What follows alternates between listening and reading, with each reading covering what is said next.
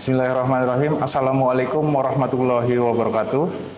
Puji syukur kehadirat Allah Subhanahu wa Ta'ala atas limpahan rahmat dan karunia-Nya hingga memberikan kesempatan kepada saya untuk mengikuti sertifikasi dosen tahun 2025. Pada kesempatan kali ini, izinkan saya memperkenalkan diri. Nama saya Wahyu Maulana Endris MPD.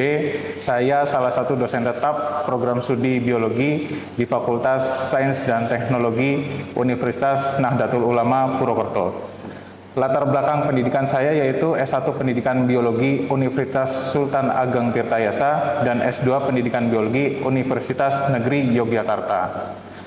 Pada kesempatan ini, saya akan mendeskripsikan pernyataan diri dosen dalam unjuk kerja Tridharma Perguruan Tinggi atau biasa disebut sebagai PDD UKT-PT, bidang pengajaran. Mata kuliah yang saya deskripsikan adalah mata kuliah taksonomi hewan. Beberapa hal yang saya sampaikan adalah yaitu identitas mata kuliah, deskripsi mata kuliah, capaian pembelajaran mata kuliah, materi pembelajaran, metode pembelajaran, dan sistem penilaian. Nama mata kuliah yang saya deskripsikan adalah taksonomi hewan. Jumlah SKS-nya 4 SKS, kode mata kuliahnya STB 1421, dan sifat mata kuliah ini adalah wajib diambil pada mahasiswa semester 4. Mata kuliah taksonomi hewan adalah wajib bagi mahasiswa biologi semester 4. Materi yang diajarkan meliputi sejarah taksonomi, tata nama, konsep spesies, karakter taksonomi untuk identifikasi, serta pengumpulan dan pengolahan data taksonomi. Selain itu, dibahas pula mengenai koleksi, pengawetan, dan pengelolaan museum hewan, serta contoh klasifikasi dari filum hingga spesies beserta deskripsinya. Lalu capaian pembelajaran mata kuliah taksonomi hewan, yaitu yang pertama, mahasiswa mampu menunjukkan sikap bertanggung jawab atas pekerjaan di bidang keahliannya secara mandiri. Yang kedua, mahasiswa mampu mengklasifikasikan karakter taksonomi dan pengelompokan hewan. Yang ketiga, mahasiswa mampu membuat analisis dalam pengolahan data taksonomi. Yang keempat, mahasiswa mampu mengidentifikasi dalam tata nama spesies. Adapun materi pembelajaran yang akan diajarkan pada mata kuliah taksonomi hewan, ada 8 materi pembelajaran. Yang pertama, taksonomi sebagai ilmu. Yang kedua, sejarah taksonomi hewan dan asas taksonomi. Yang ketiga, tata nama dan konsep spesies. Yang keempat, materi taksonomi, identifikasi dan determinasi. Yang kelima, pengumpulan dan pengelolaan data taksonomi. Yang keenam, koleksi hewan, pengawetan hewan, dan pengelolaan museum. Yang ketujuh, konsep pengelompokan hewan, dan yang kedelapan, klasifikasi pada hewan vertebrata. Adapun metode pembelajaran yang saya gunakan adalah metode DIA, yaitu Delivery, Interaction, dan Assessment. Pada bagian delivery, saya menggunakan Student Center Learning, di mana mahasiswa dituntut aktif dalam pembelajaran di kelas, dan Discovery Learning, di mana mahasiswa itu diberikan kesempatan untuk mencari tahu di luar kelas, pengetahuannya supaya bertambah begitu. Untuk interaksi, saya memberikan stimulus aktif dan bertanya jawab dalam pembelajaran di kelas. Dalam bagian asesmen, penilaian yang saya akan lakukan yaitu melalui tugas, praktikum, ujian tengah semester, dan ujian akhir semester. Sistem penilaian yang saya akan lakukan adalah yang pertama, tugas individu 15%, tugas kelompok 15%, kehadiran dan partisipasi 15%, praktikum 20%, ujian tengah semester 15%, ujian akhir semester 20%, sehingga total akhir nilai menjadi 100%. Berikut adalah cuplikan kegiatan pembelajaran luring mata kuliah taksonomi hewan dengan materi konsep pengelompokan hewan. Selamat menyaksikan, terima kasih. Wassalamualaikum warahmatullahi wabarakatuh. Bismillahirrahmanirrahim. Assalamualaikum warahmatullahi wabarakatuh. Waalaikumsalam warahmatullahi wabarakatuh. Selamat pagi semuanya. Pagi. Kalian sehat semua kan? Alhamdulillah. Oke, baik. Pertemuan kali ini di pertemuan 7 kita akan membahas tentang pengelompokan hewan. Sebelum itu kita akan mengetahui dulu atau Bapak akan menjelaskan bagaimana kalian itu setelah belajar ini Yang pertama, harus mengerti dan bisa menjelaskan konsep pengelompokan hewan. Lalu yang kedua adalah menjelaskan urutan sistem klasifikasi. Setelah itu kalian diusahakan harus bisa menganalisis pengelompokan hewan berdasarkan studi kasus. Begitu ya. Lanjut ke materi. Semisal pengelompokan hewan itu apa sih? Ada yang tahu nggak? Semisal Bapak suatu lingkungan ada hewan seperti ini nih. Ada kambing, misal Bapak punya onta gitu kan. Ada cicak, ayam, ikan, kucing, terus burung. Kira-kira di bayangan kalian ini adalah apa? Macam-macam sekumpulan hewan yang belum diklasifikasi atau dikategorikan atau dikelompokkan begitu. Dan setelah ketemu ini bisa dikelompokkan lagi ke yang spesifik berdasarkan ciri-ciri yang kelihatan atau yang muncul begitu, morfologinya. Oke. Kalau di dalam lingkungan yang Bapak pilih ini ada berapa ikan? Satu.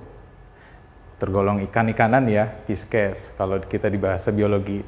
Lalu ada ayam, burung merpati dan burung hantu. Itu burung-burungan atau hapes. Ketika ada buaya di lingkungan Bapak, dikelompokkan dengan reptil, dengan cicak. Dan yang mamalia ada kucing, rubah, kambing, dan unta. Begitu ya. Jadi pengelompokan hewan itu apa? Suatu kegiatan yang mengelompokkan hewan berdasarkan ciri-ciri morfologinya. Begitu ya? Oke, sudah paham. Nah, di dalam pengelompokan hewan itu ada urutan-urutan yang harus diperhatikan. Yang pertama, yang paling tinggi itu adalah kingdom.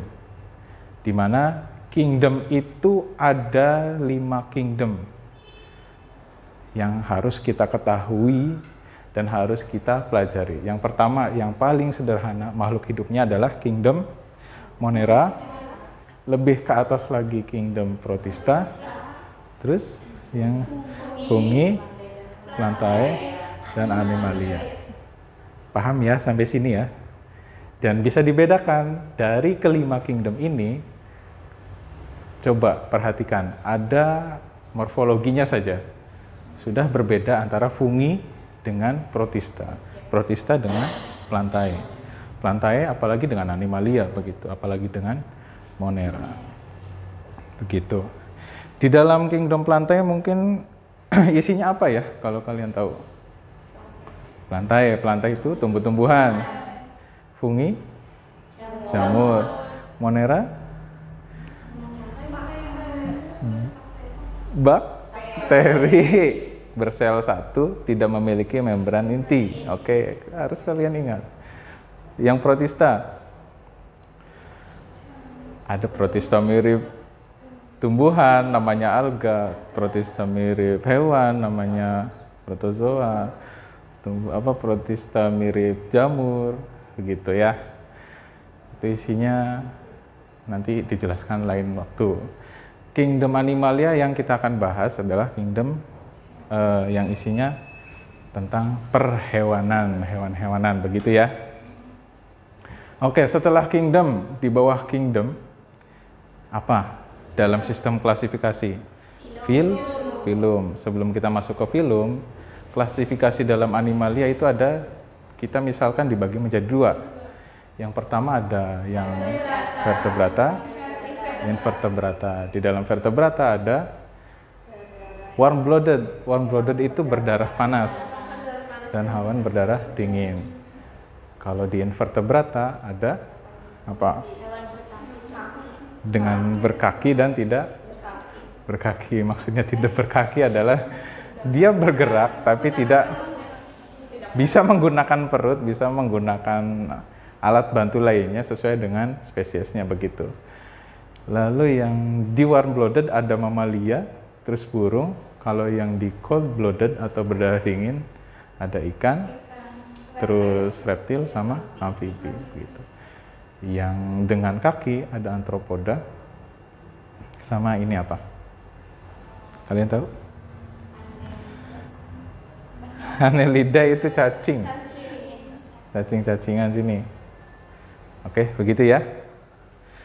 Oke, tadi kembali lagi ke bahasan struktur dari klasifikasi. Yang pertama adalah kingdom, yang kedua turun lagi ke filum. Nah, di dalam filum memiliki klasifikasi yang berbeda juga sesuai dengan morfologinya. Di dalam filum juga ada 9 filum yang harus kalian ketahui. Dari filum Porifera sampai ke filum Chordata. Yang paling modern atau yang paling hampir sempurna filumnya adalah filum Chordata begitu. Dari yang antropoda serangga-serangga, ada insekta, ada kalajengking, sini masuknya ke antropoda. Yang annelida bagian cacing-cacingan, yang moluska itu bagian siput, bagian apa lagi? Gurita, ubur-ubur.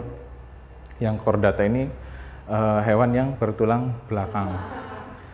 Kayak ayam, terus ini ular sama singa contohnya. Lalu setelah filum ada kelas.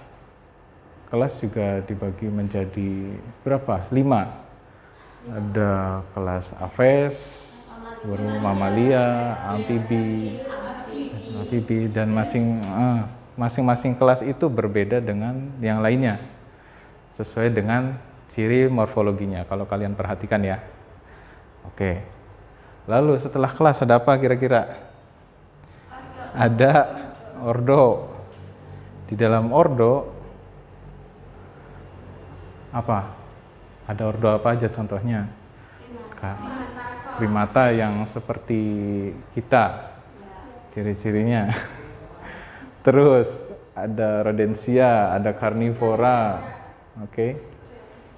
Jadi semakin ke bawah strukturnya adalah semakin spesifik ciri morfologinya untuk membedakan kelas yang lain begitu atau kelompok lain.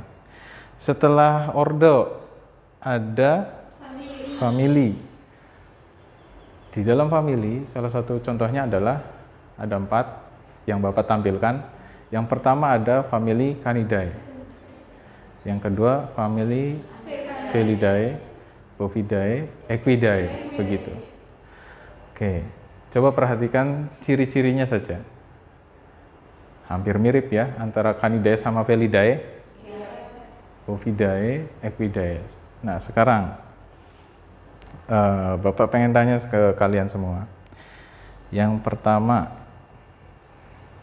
jika diperhatikan dari cirinya atau ciri morfologinya bahwa kedua famili tersebut nih ya, maksudnya adalah famili Canis dan famili Felidae, kenapa dipisahkan? Padahal di situ atau spesies-spesies anggotanya itu hampir mirip dari ciri morfologinya, dari bulunya, rambutnya, warnanya pun hampir mirip. Dari tingkah lakunya, karnivora, makan makanan daging begitu. Silahkan diskusikan sebentar, 1 menit. Kalau ada yang bisa jawab, langsung dijawab. Mengapa Felidae dan Canidae? Kan secara keagamaan pun ya, kalau yang Canidae atau Canis atau mohon maaf anjingan gitu kan, itu kan dianggap haram. Kenapa yang kucing tidak gitu kan? Begitu. Sejarahnya pun di Mesir kucing dan anjing itu kan bermusuhan gitu. Kalau itu secara agama dan sejarah sosial kultural gitu. Sekarang secara biologi, ada yang bisa jawab silahkan.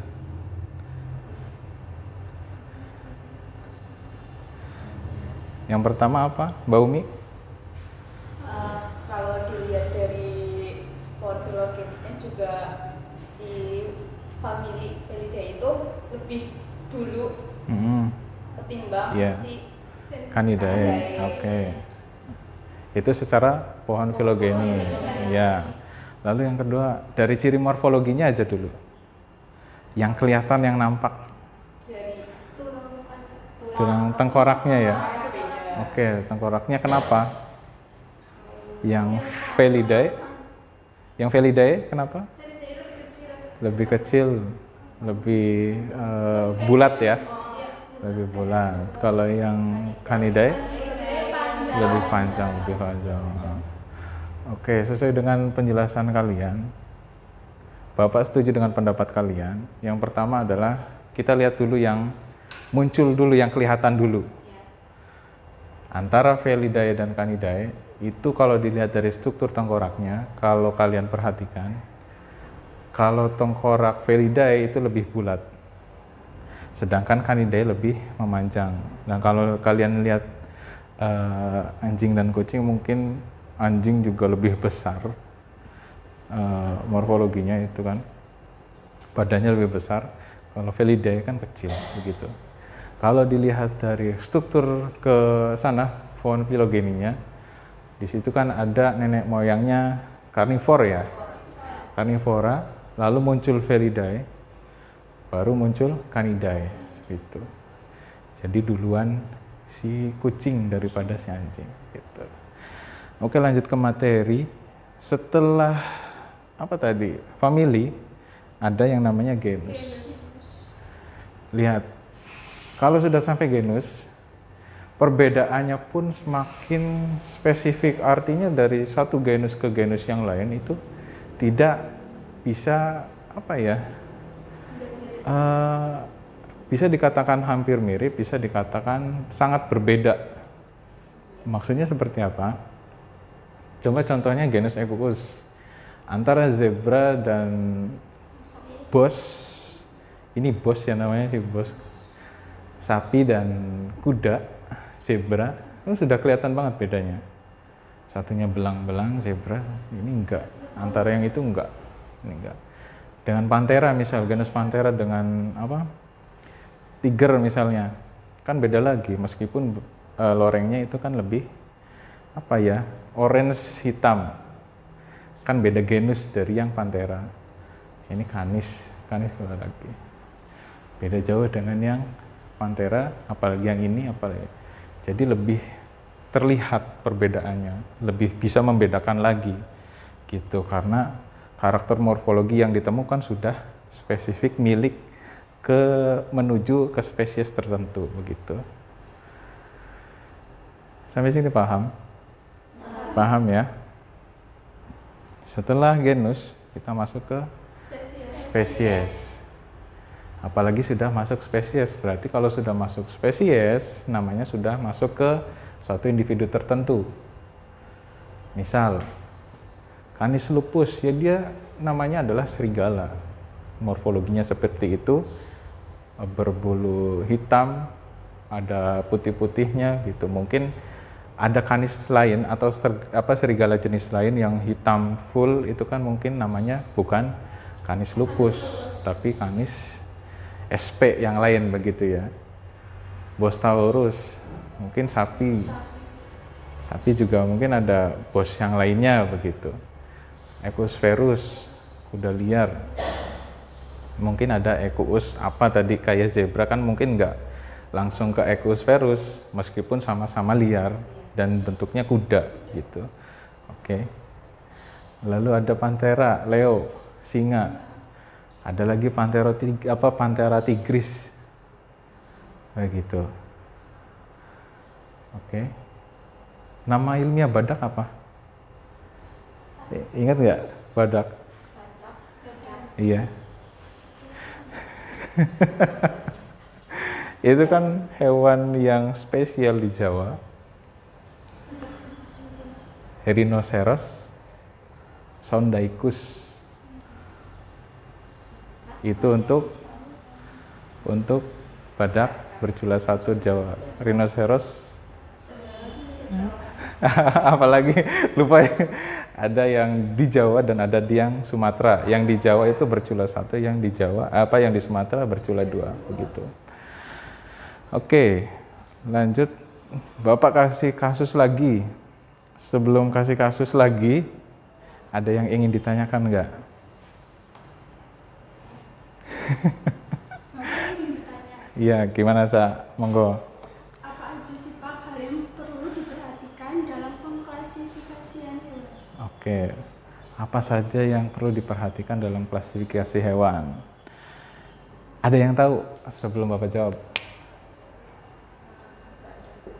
Yang pertama, dari awal kita sudah bahas kan, yang dilihat paling pertama, yang paling penting adalah oke, struktur, morfologi. Sudah itu, apa? Kebermanfaatannya apa? Manfaat. Itu bisa dijadikan sebagai dasar klasifikasi. Kemudian anatomi. Sebenarnya struktur morfologi juga sudah sangat mewakili, karena apa yang kita lihat itu kan sangat berbeda dengan, bisa dibedakan dengan yang lainnya. Artinya tanpa bantuan perlu, kalau anatomi kan harus dibedah dulu supaya lihat dalamnya apa, kayak gimana, begitu ya. Kalau morfologi cukup dilihat luarnya, itu kita sudah bisa memperhatikan ciri-cirinya, begitu. Oke, itu ya hal yang penting. Nanti kalian bisa cari lagi, ini bisa jadi tambahan buat kalian. Apa-apa saja yang ketika kalian di lapangan ketemu spesies, mungkin ada spesies baru yang belum diketahui, kalian bisa cari melalui yang pertama adalah morfologinya dulu. Begitu. Oke, kasus yang kedua Bapak akan hadirkan, silakan. Mengapa dalam sistem klasifikasi kita sebagai manusia diklasifikasikan ke dalam klasifikasi kingdom Animalia? Dan kalau kita perhatikan, kita juga punya nama ilmiah loh. Apa nama ilmiahnya? Homo. Kok kalian udah tahu ya? Kan ada beberapa jenis yang lain. Ada Homo apa gitu. Iya, kalau Homo soloensis kan dia berasal dari asalnya begitu. Nah, berarti yang tadi hal penting juga termasuk asalnya ya. Asalnya kayak Rhinoceros sondaicus berarti kan badak yang berasal dari Sunda. Atau kalau istilah zaman dulu kan Pulau Jawa itu Sunda. Begitu. Nah, ini silahkan kalian bahas. Kalian terserah pendapat kalian seperti apa, didukung dengan referensi ilmiah. Jadi pendapat kalian tuh nanti akan menjadi ilmiah, begitu. Nanti karena minggu depan udah UTS, dikumpulkan di pertemuan 9 setelah UTS, begitu. Oke? Lanjut. Oh, sudah selesai ya. Kesimpulan dari pertemuan ini. Ada yang pengen menyimpulkan? Pertama, apa pengertiannya? Apa pengertian pengelompokan hewan? Ada yang mau menjelaskan?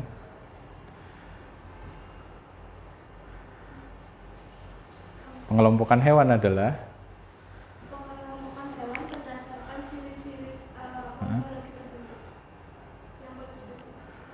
adalah kegiatan mengelompokkan, terus mengelompokkan hewan berdasarkan atau mengelompokkan atau mengklasifikasikan hewan berdasarkan ciri-ciri morfologinya. Oke, yang kedua, urutan taksonomi apa aja? Dari yang pertama, kingdom, phylum, class, ordo, family, genus, species. Oke, sudah paham ya semua ya? Sudah lah ya. Nanti kalau belum paham, kalian bisa cari referensi lain. Mungkin Bapak di sini hanya sedikit materinya, kalian bisa cari lebih di internet. Begitu. Oke, mungkin itu saja pertemuan dari Bapak. Karena materi sudah disampaikan, kalian juga sudah mengerti dan sudah ada pertanyaan yang sudah dijawab. Studi kasusnya juga tadi kenapa Felidae dipisahkan dengan Canidae sudah terjawab. Untuk pertemuan kali ini Bapak cukupkan, semoga bermanfaat. Amin. Dan semoga sukses nanti UTS-nya. Demikian pertemuan yang bisa Bapak sampaikan. Bapak tutup. Wassalamualaikum warahmatullahi wabarakatuh.